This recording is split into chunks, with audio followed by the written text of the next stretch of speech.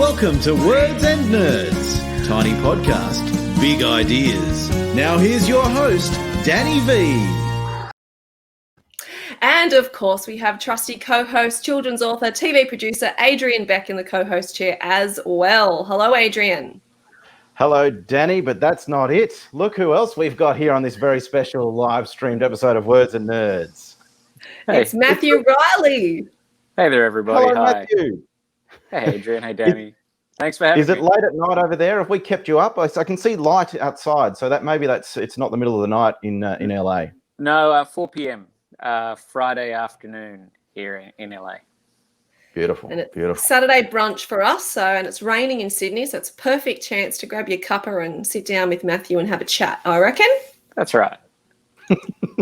Absolutely. Now, anyone who joins in on the conversation here leaves us a comment with a question for Matthew. Matthew said, any question's fine. He'll answer anything. There's nothing off limits here. Anyone who does join the conversation goes into the chance for a giveaway, don't they, Danny? They absolutely do. I've got the books on this side of me here, ready to be given away. How exciting is that? Now, Matthew, we should get started by asking you the obvious question. Obviously, we've got copies of the book, and we're so excited to be reading them. There's 6 in the series so far. Yep. It started all those years ago with 7 Ancient Wonders, and the 2 Lost Mountains has just come out. I wonder if you could tell us a little bit, for those that haven't yet checked it out, what is the 2 Lost Mountains specifically all about? Well, what I can start by saying is, if you're going to count down, never start at 7. You should start at like 3. 7's a lot of books, and you find out after you've written a couple that people really, really, really want you to count down all the way. So start at 3 for any of those authors out there wanting to kick off a series. My hero in this series is a guy named Jack West Jr. and he started in 7 Ancient Wonders, and he was chasing down the 7 wonders of the ancient world, and he's sort of like Indiana Jones on steroids. And as we've counted down through 6 sacred stones, 5 greatest warriors, 4 legendary kingdoms, 3 secret cities, he's been battling a group of shadow royal families who rule the world from the shadows. And basically, the whole universe is heading towards a giant, big crunch. And he has to solve some ancient problems in order to allay that. And as we kick into the 2 Lost Mountains, he is well behind these pretty nasty villains in the series. And so we're rocketing towards the final book, the one something something. But let's just say there are mountains, there are some big chasms that people fall into, so there'll be lots of screaming and falling and explosions. As expected. Yeah, the typical Matthew Reilly formula there, I think, isn't it? You know, I realized years ago that when any of my books, they start with lots of objects, and by the end of the book, nearly all of them are destroyed. Planes, buildings, cars, mountains now. So, That's fantastic. That's the formula. That's the formula. Start with stuff and blow it up. Well, number 1 book in Australia this year. Don't change that formula. Yeah, no, I've been very, very fortunate. And I'd been told, actually, that the pre-orders for 2 Lost Mountains were through the roof. And believe it or not, even with Victoria only just coming out of lockdown, but when the book came out, they were still largely locked down.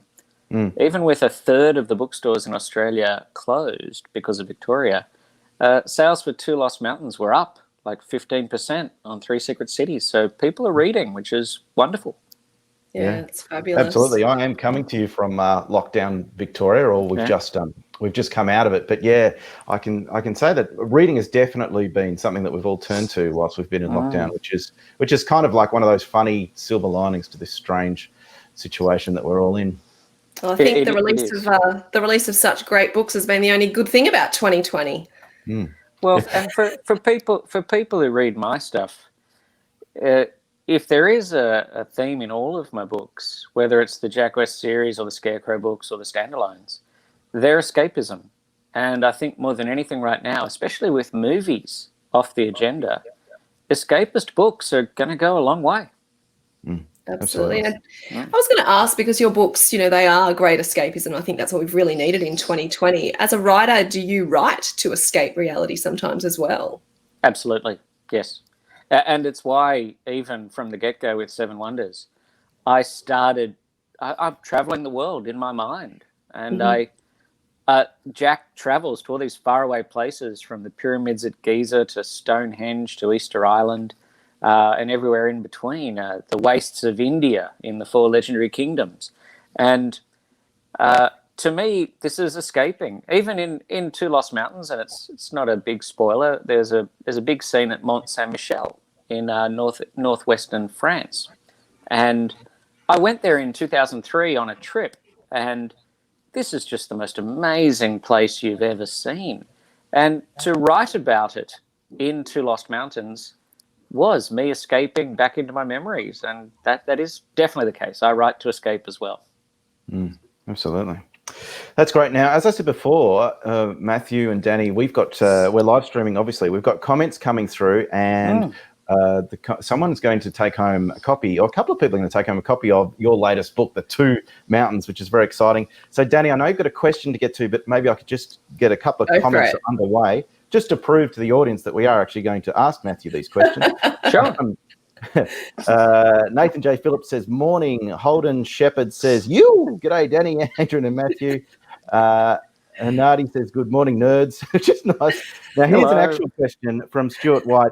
So without spoilers, Scarecrow, are we going to see him and the team again? Oh, we're getting right into the nitty-gritty. Right into it. Here, Matthew.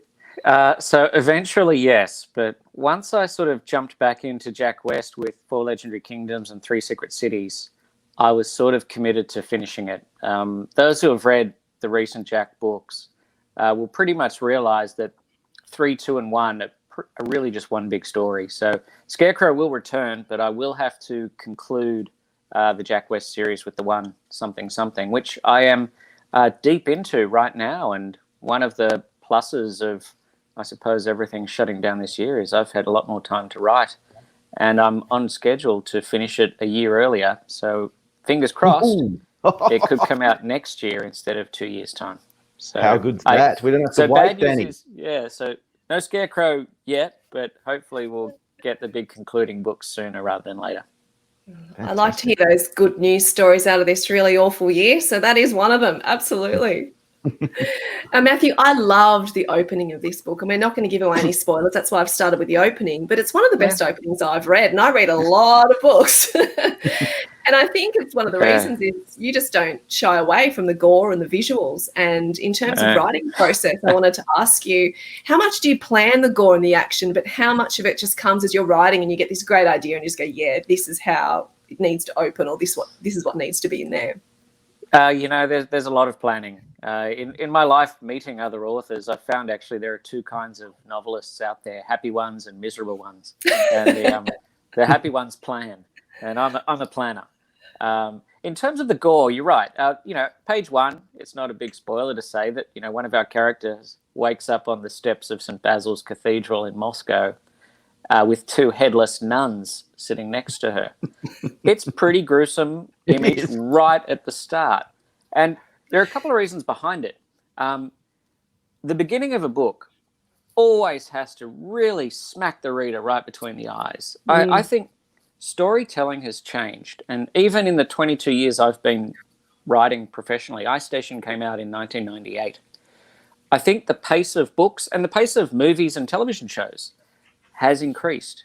And you don't have the time to ease into a story now. You need to seize the reader's attention from the get-go. The second thing is the gore. I'm very aware that the books do have, quite sort of graphic violence in them, and hopefully you see that look like a pretty well-adjusted guy. But I've always felt, even going right back to the early books like Contest, Ice Station, and Temple, that death and violence had to be really awful, because I want my readers to be cheering for these characters. And, if you open the book and on page 1 you find one of your heroes sitting next to 2 beheaded nuns, that's pretty gruesome. And people go, oh my gosh, I hope that doesn't happen to the characters that I love. So death has to be something to be feared. And unfortunately, I have to make it quite graphic and horrible. That's the reason. Yeah, but it obviously grabs your attention as well, which is a terrific way to bring us into that second last book. Just on that, we've got some questions about the graphic nature that are coming through. Stuart's asking, do you sit and giggle when you kill beloved characters off, knowing what the reader's reaction is going to be? I love the new one, by the way. Yeah, how do you feel about when you have those characters and you know that they're heading for one of those gruesome endings? Yeah, so obviously there was a very big one that I did back at a book called Scarecrow, and I still get angry Facebook comments to this day, 17 years later. Wow.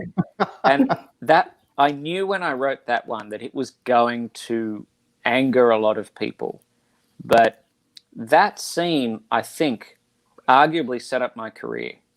That killing off that character who was so beloved. And no, I didn't giggle. No, I actually sort of stepped back from my computer and said to myself, can I really do this? And I said yes. And as I said, not a day or a week goes by when I don't get somebody write to me and say, I still can't believe what you did in Scarecrow. And so what I've done since is I try not to overuse it. You can't just kill off characters, much loved characters willy-nilly. It has to be a big moment, a moment that will shake the hero, whether it's Jack West or Scarecrow. And so no, I don't giggle, but I do plan it out. I'm ready to do it, and I'm ready to do it at certain points when I really want the reader to be despairing at these moments and think, oh my gosh, Jack West has nowhere to go, and he's losing somebody who's dear to him. Yeah. It's a little bit like Game of Thrones, where you never quite knew where the characters, as much you could be totally invested in some of these lead characters, but then they just might be killed off at any point, and it sort of keeps the readers on their toes, don't you think? Well, I think Game of Thrones, basically set a new standard for that. And in terms of getting into the sort of the nitty-gritty of writing, is that it takes a long time to set up all these characters. So it's not in the author's best interest to kill off these characters who have a lot of history behind them, because once they're gone, they're gone.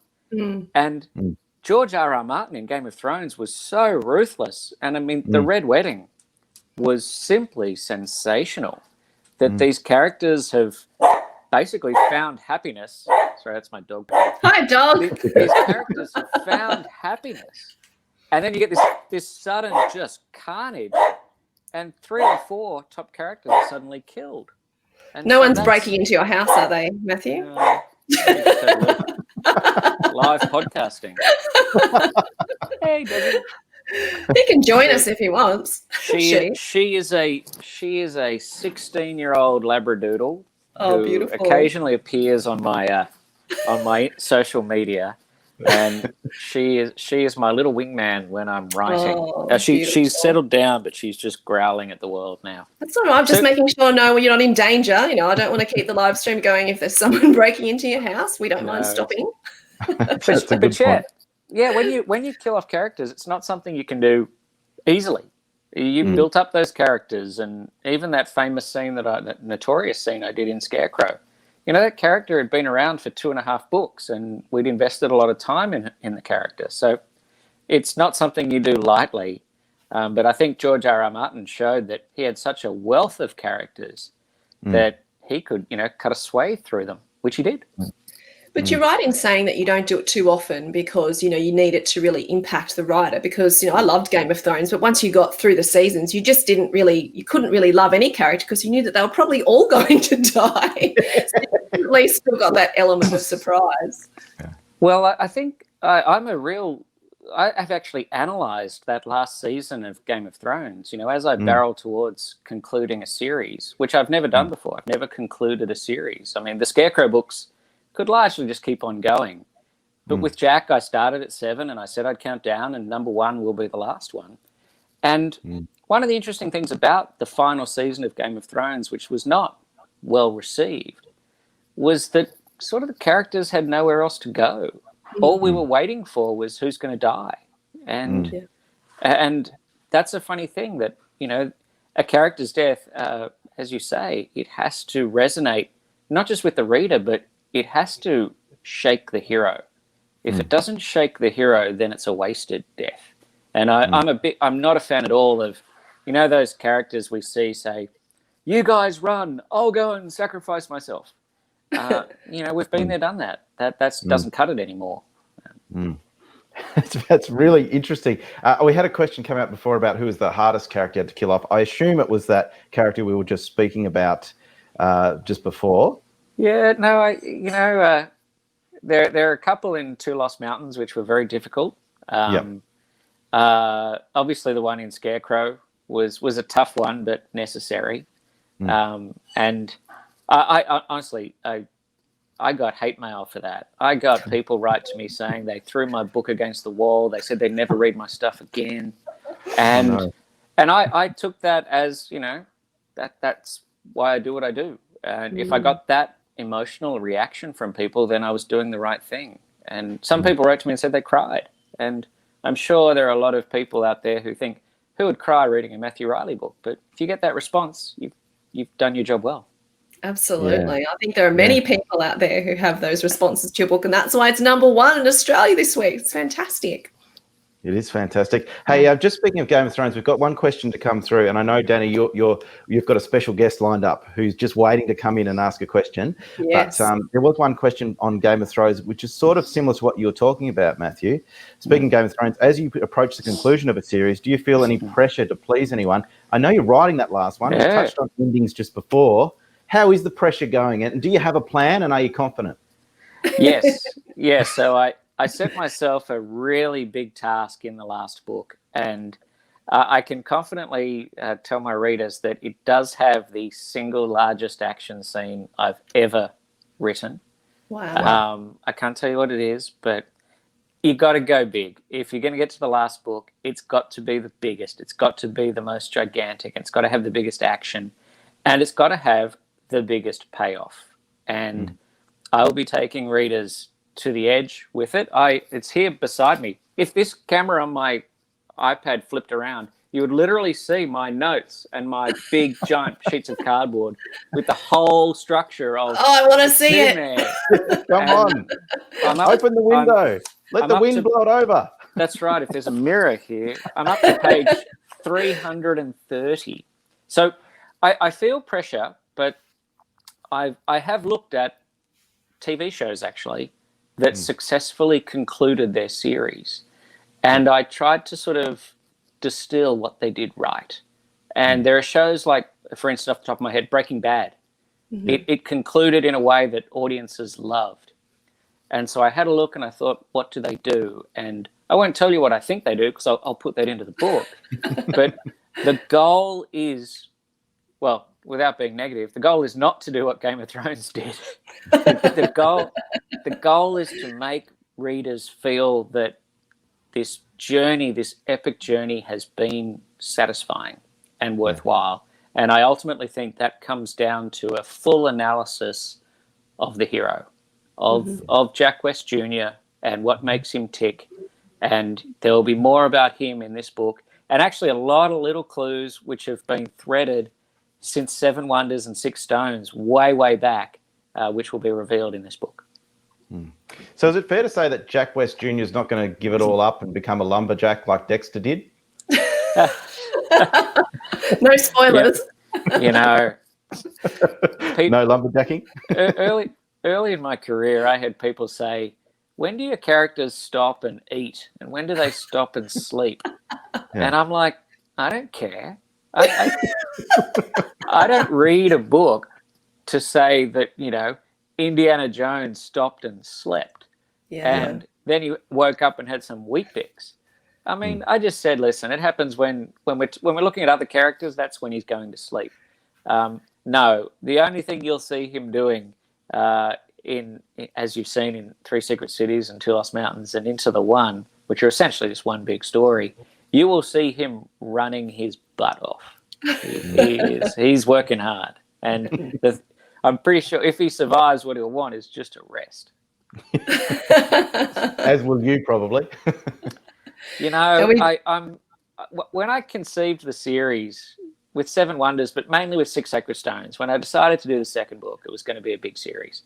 I said, I want to go all around the world and connect Stonehenge and the pyramids and Easter Island and the Mayan temples and the Inca temples And by the end of the one, I'll have covered all of them.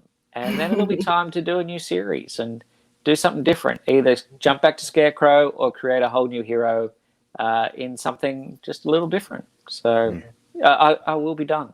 Yeah. Now we have someone waiting in the green room, a huge fan of yours, and I believe you know him as well. So shall we bring him in, Adrian? Yes, here he is. It's Heath Jr. No, just Jack Heath. Hi, Jack. How's it going? Hey, Jack. Congratulations on the book, mate. It's fantastic. It's Excellent. The best one yet, I reckon. You've answered a lot of the questions that I had already, but I was going to ask, over the years, I've seen you give a lot of interviews, and one thing that you almost always end up saying is that the advantage of writing a novel as opposed to, say, making a movie or a TV show is that you don't have a budget. There's no insurance, there's no producers you have to deal with, you don't have to hire stunt people and clean up the mess after all the action scenes that you've written. Yeah. Bearing all that in mind, given your style, what are you doing in Hollywood? Like, I'm not being sort of, I don't mean for that question to sound aggressive, but it must feel so limiting to suddenly have to deal with all that stuff that you've been successfully avoiding over the years. No, it's a very good question. So I've been living here in Los Angeles for about 5 years now. I moved here to do more movie stuff. I have a couple of projects in the works, and one of which I'd like to direct. Because when you're a novelist, you're the storyteller, and in the movie world, it's the director who's the storyteller. The good thing, you're absolutely right. For years, I said that, my books have no budget, and that's why I can blow up aircraft carriers and have giant car chases and smashing jets and dragons throwing pieces of freeway around at buildings. The good news is the visual effects have caught up, and now it's actually possible to do these things. And funnily enough, the more I've been here in LA, I recently optioned the Jack West series to a big company called Spyglass Media. And they want to do a television show. I used to sell movie rights. Now I sell television rights more often. And for a company like this, I needed to come to the States because they couldn't make Seven Wonders or the Jack West series on the scale that I would hope for in Australia. I had to come here and meet people here and have them get to know me. And it was only by coming here that deal occurred. And it's only by coming here that I might have the chance to direct this film project that I wrote, an original screenplay that I did. So that's why I'm here. It's for work. It's for work. And it's actually been nice. I've made a lot of good friends who are directors and screenwriters of big action stories. Guys like John Rogers and Stuart Beattie and Jay Lavender, seasoned screenwriters. The Australian director Philip Noyce, who directed Patriot Games and Clear and Present Danger. I know Philip very well now, and these are all things which help. But in the end, to come right back to your question, the book is always better than the movie. I mean, it's you're the director, you're the reader. When people come to a book signing, and you've seen them in Canberra, when people come to a book signing, I've made a connection with them, and they've made a connection with me. It's my words on the page that they're reading and imagining. And nobody imagines that book like each reader, like you. It's different for everybody. And a movie in its own way can spoil that because it sort of settles the argument. So in that regard, I'd love to see movies made. If it drives more people to the books, that's the thing I'd be most happy about. Because a movie is a nice big advertisement for your books, but it's not the be-all and the end-all. Right. And Hollywood is insane too, so there's that. There's that. Yeah. Have I got time for one more question? Yeah, go for it. Absolutely, Sure. Jack. I was just going to say the scale of this series, not just in terms of the action scenes and the cast of characters, but the amount of time that you've put into it. The Seven Ancient Wonders came out in 2005, I think, from memory, something like that. And you've got characters like Aloysius Knight, who date back even further than that to books like Scarecrow. I guess that's 2003. What are some of the challenges involved in hanging on to readers for that long, because you've only got these books coming out kind of once every 3 years on average, whereas presumably there's pressure from publishers to put them out every 1 year, but you've also got these characters aging. Like Lily starts out as a little girl, she's 20 now. How difficult is that? And if I can add one more caveat to it, presumably you're a better writer now than you were 17 years ago. You've learned so much, but are you a bit hamstrung by still having to deal with these characters that you came up with when you were more inexperienced? Gosh, okay, there's a lot to unpack there. Sorry. Jack said one question. No, it's all right. Yeah, that was like 5 questions. That's my bad. Well, I'll answer it in a couple of ways. First, by answering about, say, Scarecrow. Scarecrow doesn't age. I decided a few years back with Scarecrow and Ice Station Area, and with Scarecrow was Ice Station Area 7 Scarecrow, and then Scarecrow and the Army of Thieves. I just said, I'm not going to put dates on Scarecrow books anymore, no years. So I don't want Scarecrow to grow old. He will forever be in his early 30s. And one very eagle-eyed reader wrote to me and came to a book signing for 4 Legendary Kingdoms where I had the Scarecrow crossover with Jack West. And that eagle-eyed reader said, hey, Scarecrow should be older because he was in Bosnia when, before Ice Station. And I had to say to that reader, you are correct, but Scarecrow's not aging. Whereas Jack West is. And we did have, and this takes me to the next point, that the Jack West series, 7 Wonders, 6 Stones, and 5 Warriors, were, as you say, in 2005, 2007, 2009. And then I took an 8-year break, 7-year break, and 4 Legendary Kingdoms was 2016. And so I had everybody in the Jack West series aged 7 or 8 years. And it opened up my mind. It gave me more stories. It even made it more epic in its own way. Lily is no longer a 12-year-old. She's now a 20-year-old. Albie is no longer a 12-year-old. He's 20. It just made the series better. And that, to answer your question, took away any potential, staleness.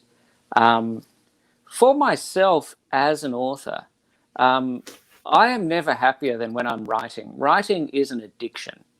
Creation is an addiction. It's a high. And when you have something at the end of the day that you didn't have at the start of the day, especially when it's a big action scene or a huge twist, and I just wrote a huge twist in the one today, and I've been thinking about that for years. For the last 3 years, I've been thinking about that twist, and I finally got to write it. While you're doing that, it's fun.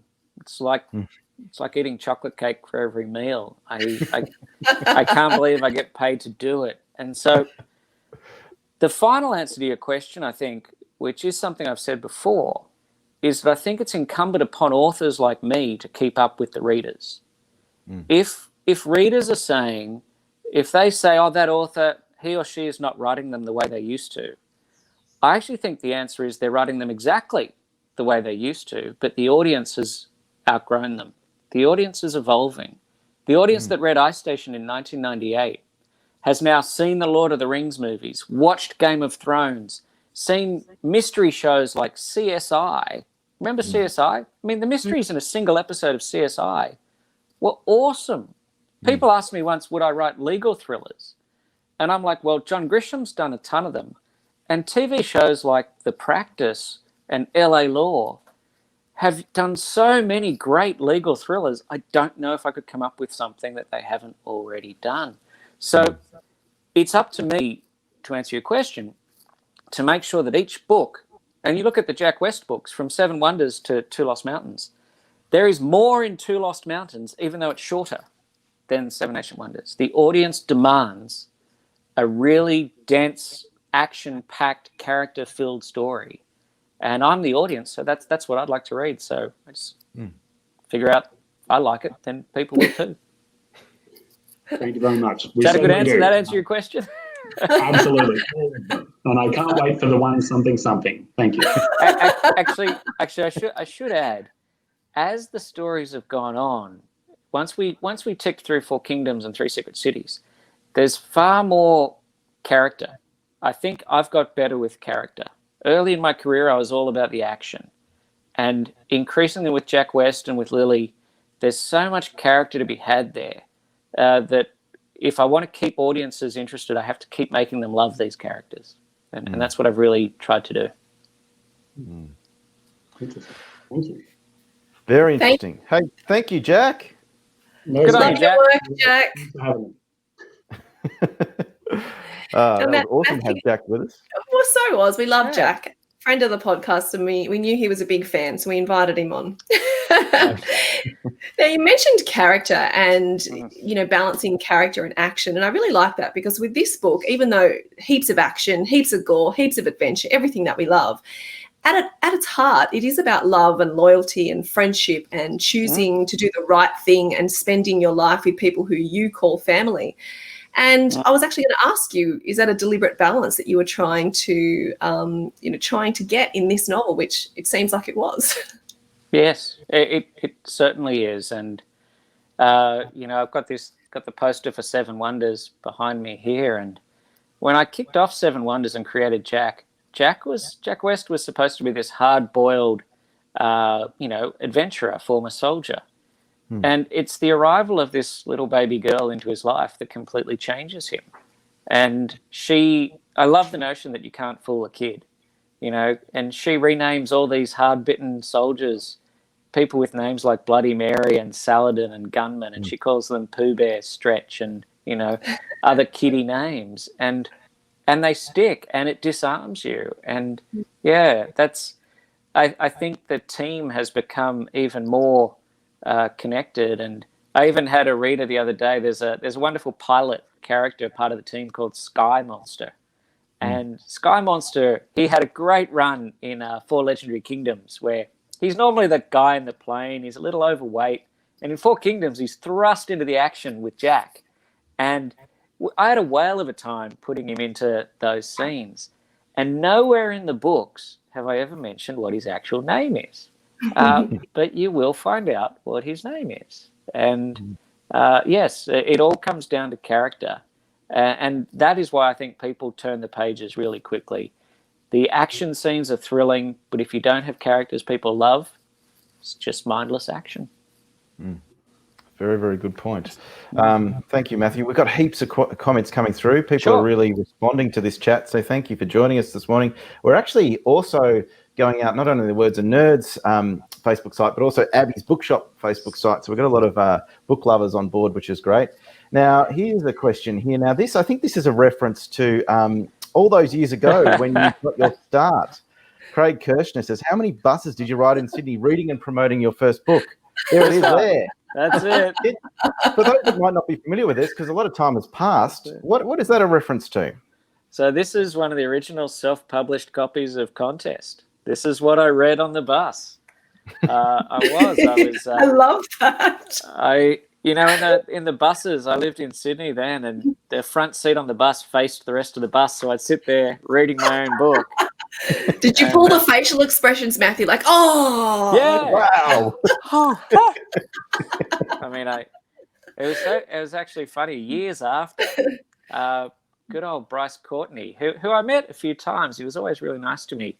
He actually did a promotional campaign where he hired university students to wear white gloves and read his books on public buses. That was years and years after I did it with Contest.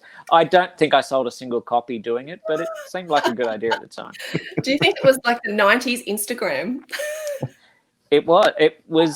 That was end of 1996. There you go. So that's the Bustagram. Instagram, no Twitter, no Amazon, no ebooks. That was old school. Yeah, that was. You were one of the original. How often I did it? I probably did it a dozen times. I love it. The bus into work in downtown Sydney. It's gold. That's awesome. I love it. It's product placement back in the day. It was one of the best decisions of my life. So say that. We've got a big question here. It's so big, it's hard to fit it all in. We can only just see the top of your head in the live stream here, Matthew. But that's okay. Holden Shepherd, who's an awesome author. I have two questions. Matthew, I'm a big fan of the Jack West Jr. books, and they inspire me a lot as a writer. One thing I love is that these are Aussie action-adventure novels, which doesn't seem that common in our local publishing sector. So the first question, after Jack West Jr.'s journey is done, do you think your next book or series will be an Aussie protagonist or set in Australia? And question two, given how your success shows such a big market for action-adventure, are you surprised that there isn't more? So yeah, I did have a little plan early on in my career that the early books, Ice Station had a US Marine Scarecrow as the lead. And it came about because the story in Ice Station revolved around, the power balance of the world. So it necessarily involved American troops fighting against others in Antarctica. Now, once it came time to do Seven Wonders, I wanted to have the small countries of the world taking on the big ones, and they were going to be these ultimate underdogs. And so I'd established an international audience. Ice Station and Temple and Area 7 had sold to, a dozen countries already: Germany, Italy, America, the UK. And so I realized I had this platform to be able to create an Australian hero. And thus Jack West Jr. was born. When I'm done, would I do a story with an Australian protagonist in Australia? Not sure. Again, if there's a common thread in the books, it's usually that the fate of the world is at stake, or there's usually great giant stakes. Even a book like The Tournament, it was the question of, the power plays in Europe in the 1500s. Something in Australia, especially if you go into the outback, is usually smaller. And for me, as we said earlier, the books are an escape. And so I kind of like to escape to faraway places around the world when I write them. And when I've written about Australia with Jack West, it's interesting that he's had 2 farms in Western Australia and in the Simpson Desert. And to me, that's escapist. That is the wilds of Australia. And that is me getting out of my comfort zone. So to answer your question, I'm unlikely to write something in the streets of Sydney or Melbourne because I know them, or Brisbane, because I know them very, very well. The second question is, why is action adventure not bigger? That's a really interesting question. And there are all sorts of answers to that. I was born in the 70s, so I grew up watching 80s action movies. So they were a huge influence on me. Die Hard, Predator, Aliens, The Hunt for Red October. I think there's another answer to that a lot of Australian fiction is driven by grants and government grants, and somehow they see action adventure as not worthy, that it's just somehow crassly commercial, which clearly I do not agree with. The other thing I find is that, maybe I'm just a bit of an outlier. I just love it. I immersed myself in it, and you can't fool the reader. Readers know that you're an expert. That's why I won't write a romance, or I won't write a book of poetry. Readers of that stuff know their stuff, and they can spot an expert and they can spot a fraud in an instant. So why there aren't more action adventure books in Australia? Possibly because of the grant system, possibly just because the influences of the people writing books. That's very interesting. But having said all that, I would read a romance written by you, Matthew Reilly. So I'd like to see how that came out. Or a book of poetry, because, I think by the end there'd be lots of gore in your poetry. Everything would be exploding. So I'd be down for that poetry. Yeah, I could see myself doing some sort of haiku. And then he put down his Glock. Something like that. Something like that. Yeah, you need to find a word that rhymes with explosion. Well, haikus don't have to rhyme, Adrian. Well, there you go. Even better. We got heaps of comments coming through, and Danny, you're doing a great giveaway for some of your best comments. Is that right? Absolutely. What could the lucky winners get? Well, they're going to get a copy of Matthew Reilly's new book, obviously. The 2 Lost Mountains. There it is, right there. It's the #1 book in the country. So keep those comments coming through. We've just got a few more minutes with Matthew before he has to get back to writing the one something. That's right. Great.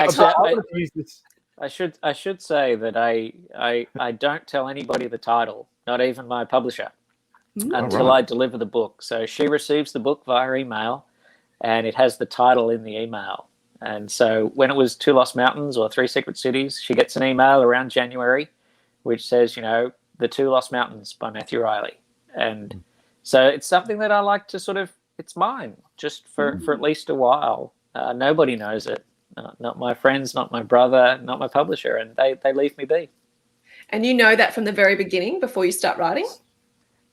Usually, yes. Sometimes I wait Sometimes it comes to me during the story, but for 3 Secret Cities and 2 Lost Mountains and the one, I sort of knew what I wanted to do. How interesting. We'll have to wait and see. Now, I want to use this opportunity in a blatant appeal to you to write a sequel to one of my favourite Matthew Reilly books, The Great China. It's a ripper. I love this book so much. So, Matthew Reilly, please, could you just write another one? Just for Adrian. I take all requests. The ones that are standalones that get no sequels, like Contest Temple and So Far Great Zoo, it's only because I haven't come up with a good enough idea to do a sequel. The sequel's got to be better. The sequel's got to do something that the first one didn't do. And I really like Great Zoo. Great Zoo is just bonkers action and mayhem. And it's got dragons and fire and people running and people being eaten by dragons. What more could you ask for? It's great. And that's all Adrian talks about, so that's why you're here. I like how you seem to come up with concepts like Jurassic Park on steroids, you know. So I just think of my favourite movies and put on steroids on the back, and then you've got a new Matthew Reilly book. You could say that's right, you know. Love it. We've got heaps of comments coming. That's right. We've got heaps of comments coming through. So, Danny, I might just bash through a couple if that's okay with you. Go for it. And then once we do that, we do our famous driving the DeLorean. So, technically, no. I'm in the States. My DeLorean is in Canberra, and a friend of mine is driving it around. So, if you see it in Canberra, that's my DeLorean. Wow. Okay, good one. I'm going to Canberra. While writing, I remember you saying it fed your brain energy. I sure do. I just had a big day today. I said I was writing a big twist in the one. So I was wiped out by the end of it. So a chocolate cheesecake was had. Oh, chocolate cheesecake. Of all your books, Matthew, which was your favourite to write? Ooh. Another tough question. Thanks, Anne. You know, in terms of which one flowed out the quickest and the most naturally, was the tournament. The tournament, let me rephrase. To come up with an idea for one of these books, you don't just sort of sit on the beach and look at the sky and come up with the idea. You read a lot. And I had read enormous amount of history about Elizabeth I, about Henry VIII, about the rise and fall of Islam, about the Catholic Church. And then I read this book about chess and cheating at chess tournaments. And I thought, what if the Sultan of the Islamic Empire invited every king in Europe to send his best chess player to compete in a tournament, and there was cheating and poisoning and sex parties and the whole story came to me in one day, and I just scribbled it all down, and then all I had to do was sit down and write it. So in terms of, they're all fun to write. I enjoy the creative process in all of them, but to answer the question, that was the one which just came to me in the most organic, fluid, and instantaneous way. The whole story came to me, every twist, every turn, the whole structure in one day. I still remember where I was. I was in the Blue Mountains, just on a weekend away, and I was just scribbling on the hotel stationery. It's a great story. Absolutely. Yeah. Any more questions, Adrian, or are you ready for the last? Sorry, I can be quick. I thought this might lead into that tough question that you always ask all your guests, Danny, and I don't know whether Matthew's ready for it, but I think he can handle it. I reckon Matthew's ready for anything. Now, we've touched on it a little bit, but I want to dig a bit deeper, Matthew. Why do you write? Why do I write? That's a very good question. I looked at the books I was reading, and I thought there should be something faster and bigger. And since nobody was writing it, I thought I would entertain myself and write it. And I wrote Contest, which was the first effort. And I enjoyed that so much, I cranked it up and wrote Ice Station. And I would say to people who want to write, definitely ask yourself that question. Why are you doing it? And I was doing it to build a better mousetrap, to write a book that I couldn't find out there. But it wasn't the first one that I got it right on. I think I got it right on the second one. Great. Fantastic. That's why I write. Still do. Fantastic question. Please Thank you so much. Yeah, please don't stop. And you've got a number of requests for more sequels for your other books as well. Yeah. Scarecrow, Great Zoo. Yeah. Yep. We want more CJ. That's right. I can see that That's right. front and center on your desk there, Adrian. Yep. I'm glad. I love Great Zoo. They all have a special place in my heart because they all, Tournament is like my smart kid. The Jack West series is like my historical kid. Great Zoo of China is just an absolute rampage of, escapist fun. Rebellion. It is. It's just really fun. And even I see you got Secret Runners of New York there. Secret Runners of New York was me wanting to do a twisty-turny time travel book. And I still can't believe I wrote that book. I don't think I could ever do that again. That was a bit like Tournament. The whole story sort of came to me in one rush. But I'd been wanting to do a time travel story about wealth inequality in New York City, and boom, it sort of came. I find it incredible that those stories come to you in one day. Like, I just find that amazing, and I'm sure that's the envy of a lot of writers out there. No, they're the exceptions. Tournament and Secret Runners, they're the only ones that came sort of in such a short space of time. But there was a lot of reading before that one day. Yeah. The others took a lot more work. I've heard that before, that it might take you one day to think of it and a year to write it, but really it's taken you 30 years of life to be able to write it. Yeah. Well, if you look at my bedside table, I have books about professional poker players and history books and books on astrophysics and astronomy. You've got to fill stuff into your brain for stories to come out the other side, out through your fingertips. Absolutely. Oh, there's a comment about Troll Mountain. Yay! Yes. Love Troll Mountain. Paloma says, thank you for Troll Mountain for the younger audience. Again, these are the ones I often do in between the big major books. Hovercar Racer, Troll Mountain. Hell Island is the gift that keeps on giving. That book has got so many non-readers reading. But yeah, Troll Mountain, often if people who read my books, they say, I've got an 8-year-old. And I say, well, Troll Mountain. Only violence against trolls in that book. So I have an 8-year-old. I'm going to go and get it for him today. He loves it. So fantastic. A lot of good. I don't know. A lot of good lessons in Troll Mountain. A lot of good lessons about not following the conventional wisdom. It's a good little story, that one. A fractured fairy tale with a kick-ass mountain. It's a really cool mountain.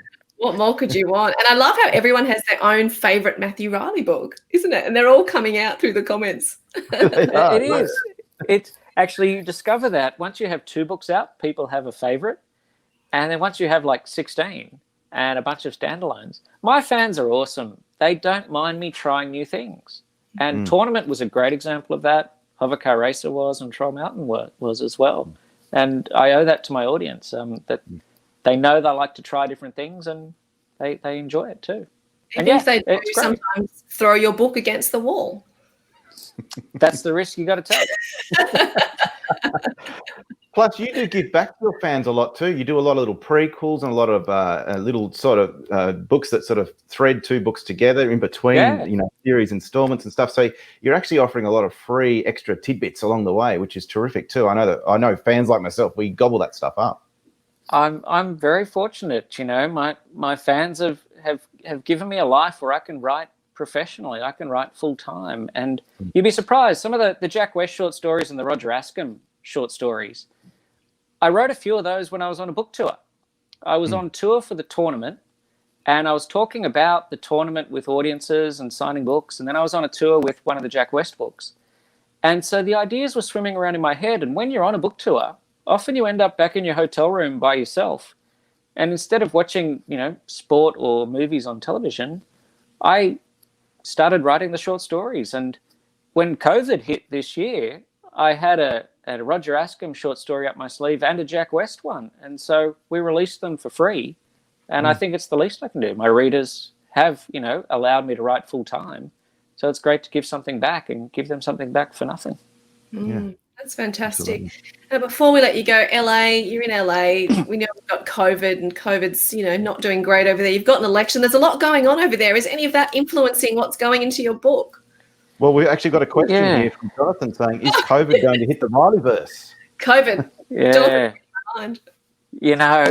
At the moment, I would say no. We've had enough. I think we've all had enough of it. And I think we'd like to get the vaccine so that we can all walk around, go back to movies and not wear our masks. It's, America is so great in so many ways, but yeah, their response to COVID has been curious. And what's made America great is this striving of the individual. And yet it's the same striving of the individual which has held back their COVID response. I'm a guest in this country, so I just sort of, mind my own business and just keep typing away. And if there's any benefit for me or for my fans which has come out of COVID is that I had 4 trips cancelled, including book tours, and it's allowed me to basically get a year ahead and get writing on the one. So that should come out next year as opposed to 2 years, which hopefully is good news for people. Yeah, fantastic. And it's the Aussie way, isn't it? We just go, we mind our own business, we do our own thing, we just get on with our lives. It's the Aussie way, isn't it? Yes, that's exactly right. You don't just stay out of it. And go and eat a cheesecake. It's brilliant. Brilliant advice. That's the secret to writing by Matthew Reilly. And life, I think, not just writing. Secret to life. Matthew Reilly's book, My Secrets to Successful Fiction Writing. It's 1 page and it says chocolate cheesecake. And I know Adrian and I, we're on board with that. We are definitely on board with that. Yep. I'm going to go get some now. Oh, Matthew, I can't tell you how much of a pleasure this has been to speak with you. I mean, Adrian was super keen to get you on because he loves your book. And I'm like, really? Will Matthew Reilly speak to us? And here you are. So thank you so much. It's been an absolute pleasure. We've had so many people excited and on the stream watching from here in Abby's bookshop as well. So thank you so much. And The Two Lost Mountains, I don't have to talk it up. It's #1. We already know it's an incredible action-packed book with lots of twists and turns and great characters. So I've loved this chat, and I think we've dug really deep about a lot of things. So thank you so much for your time. It's really appreciated. Thank you very much for having me. It's been great. Thanks, Matthew, and congratulations too. Thanks a lot. I'm really, really pleased. I work my butt off for these books, and so it's really great to finally unleash it. So I'm really pleased. Thank you. And say hello to your doggy for us, who made a little cameo as well. Yeah, she's being a good girl now. She's under the table there. I love that. Satisfied with the world. Beautiful. It wouldn't be a Zoom meeting without a doorbell or a dog or a baby. I mean, we had to have something. So it's that postman. She just has a thing about the postman. Thanks, Matthew. We'll get back to writing the one something now. Can't wait for the one something. Thank you so much. Thank you so much. We're going to do the giveaway now for people watching, but we'll let Matthew get back to the book because we want it out. Thanks, Matthew. See ya. Bye. Bye. Well, wow. How cool was that? That was fantastic. I hope everyone enjoyed it. I saw lots and lots of comments, so that's amazing. And now, what's going on now, Adrian? We're going to do a giveaway, and you're going to choose the giveaway. I'm going to choose the giveaway. You're going to choose the giveaway. I know you love a surprise, but before we do the giveaway, we'll say a little thank you and shout out to some wonderful people who helped us get this all together. Yes, absolutely. You've got plenty of supporters of the Words and Nerd podcast, obviously including Abby's, where this is also being live streamed to simultaneously. But these are all your wonderful supporters there, Jenny. Absolutely. We love to have friends on the podcast. I mean, because our passion is books and reading and having really interesting conversations. So in my travels and in your travels, if you go to a bookshop, obviously Abby's bookshop has been so wonderful in live streaming this with us today. But a big shout out to Writing New South Wales, who together with Text Publishing are presenting the Boundless Indigenous Writers Mentorship. So definitely check that out on their website. West Words is also a wonderful organisation that you need to check out. And all our favourite bookshops, look, they're all there, Adrian, right from Victoria to Newtown to Bondi to Sydney to Ballina. They're all there and we love them. Erina. Look at there's more, Danny. All of these are all our other supporters too that have got on board that have spread the word. That's That's right. People on social media, they get excited. Well, how can you not get excited about Matthew Reilly? But here they are as well, all supporting and sharing so we can all get together and talk about books because there's nothing better to talk about, really. No, there's not. Now, speaking of books, we've got to give away 2 copies. Was it 2 copies, Danny? I don't want to promise things that you haven't. Now that you've said it, we have to give away 2 copies. So good on copies. you. Okay. I'm going to give away 2 copies randomly to these wonderful commenters that got involved. Now, I'm going to give away 2 copies here. Please be Australia-based or the postage is going to cost me about $75. So Yes, look, I'm sure they will be Australia-based. Now, I'm going to give one away to Anne Preston. Woo! Anne Preston is going Preston, to receive one. PM me with your details and you will get Anne one Preston of these books. Is going to win a copy of the latest blockbuster from Matthew Reilly. And also, we're going to give one away to Robert McIntyre as well, who asked those tough questions about killing off characters, which were great. So, fantastic. Robert and Anne, congratulations. So I will contact you or you can contact me. We'll find each other and I'll send you a copy each of that. And thank you so much, everyone, for joining us. What a great chat with Matthew was. I was going to say, before we started, Adrian, you knew my anxiety was about here and my head was about to explode. But speaking to Matthew and Jack and yourself, obviously, it's right down at the floor now. So we'll see. That's good to know. No, it was a pleasure. It's a pleasure to chat with Matthew Reilly. What a superstar he is. So successful, and it's so great when you get to chat to these people, and they're just down to earth, normal people doing their best, giving it a crack, and that's definitely what Matthew Reilly was like. So it was a pleasure to have him joining us today. Great to see Aussie doing well overseas as well. I love that.